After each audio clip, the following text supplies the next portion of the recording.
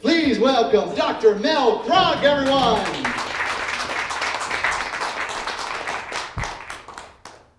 When you think about success, what comes to mind? Money. Money. Joy. Impact. Me. Impact. And when you think about failure, what comes to mind? Depression. Money. Interesting. So for me, growing up, what I thought about and how this manifested in my life was literally becoming the best at everything. I was the captain of all the sports teams. I got all the A's. I never missed a day of school. I was the first year flautist. I was the best at everything. And if there was a trophy for being the best at everything, you better believe that that was on my shelf in my room. Do I have any other recovering perfectionists in here? Raise your hand. Yeah, don't be shy. I felt unstoppable. And it was though nothing could go wrong until it did. I got the C in school. I broke up with my boyfriend multiple times. I let in the goal that lost us that game to get us to the championship in soccer. We lost the rugby match. I was bullied growing up in school. And my nervous system did a really interesting thing. When I had this perception of failure, I froze. I felt like I wasn't enough, and I felt like I was doing everything wrong. And it was as though all of those moments of achievement and those wins had vanished from my memory. Have any of you ever been there? In your business, in your health, in your life? Well, I'm here to tell you that you're not alone, and you're normal. Congratulations, give yourselves a round of applause. You're normal, yay! And you're human. Now, as Jason mentioned, a neurological chiropractor, a body-mind practitioner, and a business and consciousness coach, I started to get really curious around this concept of success and failure and the differences between those who stayed stuck in that failure, in that contraction state, that perceived failure, as well as the people who utilize that failure as fuel to transform and break through and beyond into another paradigm. So I'm here tonight to share with you 3 key truths and themes that I've noticed among these people and the people on their success journey who are able to transmute that failure into success. And my intention tonight is that it impacts you and you start to have a perception shift of what success and failure actually is. So number 1, fully experiencing our failure is actually the fastest way to success. And yes, those quotation marks are there intentionally. Now, when I share this, oftentimes my clients and people I speak with say, "What do you mean, Dr. Mill, I have to strive for failure?" Not exactly. That's not my point. My point is, when we constantly are chasing and running towards this idea of success, and we don't realize that there will be setbacks, there will be failures, and there will be moments of breakdown, what happens is we operate from more of our emotional brain, our reactive brain. Any of you heard of that? Reaction versus responsiveness? Business owners, yeah, nodding your head, right? We've all been the reactionary business owner. What happens is we operate from that part of our being. And when we're operating from that part of our brain, and we have these super high perfectionistic expectations, anything else that happens outside of those expectations, our body and our mind perceive that as a threat to our identity and ultimately failure. So here's the shift. What if we could start to see failure as a feedback loop? What if we could start to see failure as an opportunity that there's a deeper lesson here, and that in fact we can get curious and responsive and see it as something that is on the way and not in the way? Because here's my question for you all tonight is, how do we actually truly know what success looks like? and success aligned with our values if we haven't experienced its contrast? How do we know? How can we fully enjoy this beautiful day in May? Finally, I think spring is here. How can we fully enjoy the summer if we haven't experienced the darkness of the winter? It's contrast. So I'm here to share with you point number 1. Failure is feedback. Don't take it personally. My truth number 2 that I've discovered among high achievers and recovering perfectionists is that your brain is hardwired for survival more often than thrival.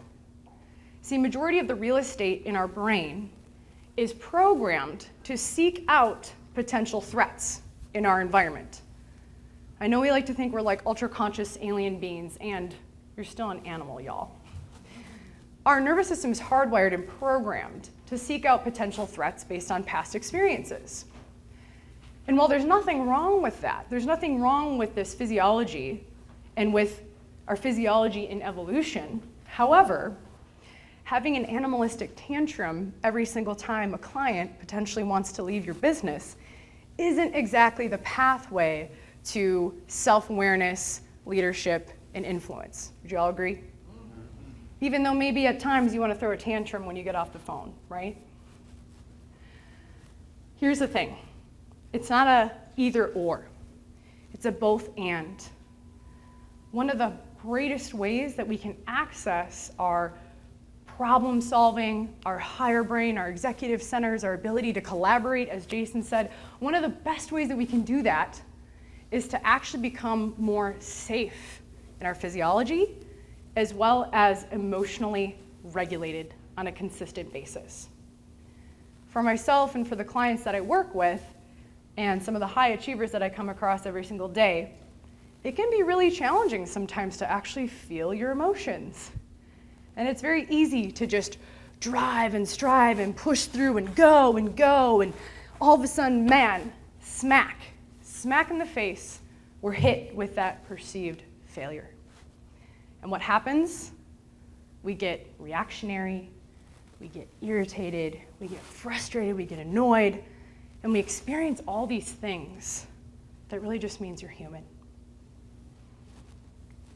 And that brings me to my point number 3, the truth about success.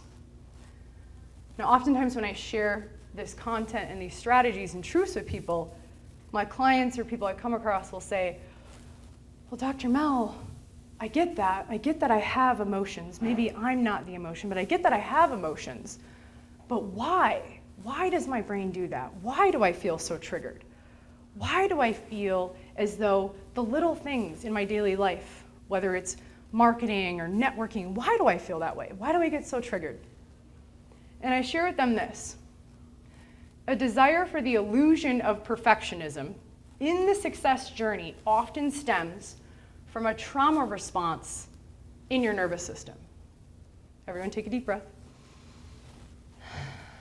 Oftentimes when I say the word trauma, there's a perception of what that means. We think of big catastrophic events. We think of maybe challenging moments in childhood, losing a loved one or a family member. Trauma exists in many forms, so a caveat there. When it comes to perfectionism, stemming from a trauma in our nervous system, again, taking a deep breath, you're normal and you're human. And the thing about being human is that over time, we develop these patterns and these habits and these ways of being that protect us. And they protected us in a moment of time. And they work, only for so long. Because looking out into the audience tonight, seeing many of you as powerful beings who have nervous systems, who are up to big things in the world, you've developed these strategies that work, right? Raise your hand like, yeah, this is working in my business, and then you come across certain things and you're like, yeah. There's a recurring pattern that you're noticing. Consider that this pattern may exist deep within, and that pattern works until it doesn't. Because we can only operate from a perspective and a neurology wired in fight or flight for so long. Because eventually, if you're a leader, which all of you are, all of us are, you have to take off that armor and let your wings fly and not live in the past. I chuckled earlier because Josh corrected my slides, and then I incorrected it back. Little twist there.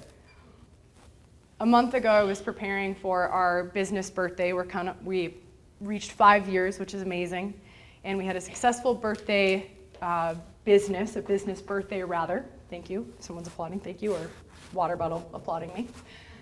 And I was sitting down and I was crafting this email, and if you're like me, I like to send all the emails that go to my prospects and my clients to myself because I'm a recovering perfectionist and I want to make sure I did it right. So I'm sitting down and I'm crafting this email and I'm hitting all my points, and we were raising money for a nonprofit that supports domestic abuse legal advocacy. And I send off this email and I'm like, yes, I did it. We're selling tickets. It's going to be a great time. I open the email that I sent back to myself, and I'm reading through and I'm like, all looks well, all looks well. And then I notice this line, do what your heat desires. Okay? Obviously it meant heart, do what your heart desires.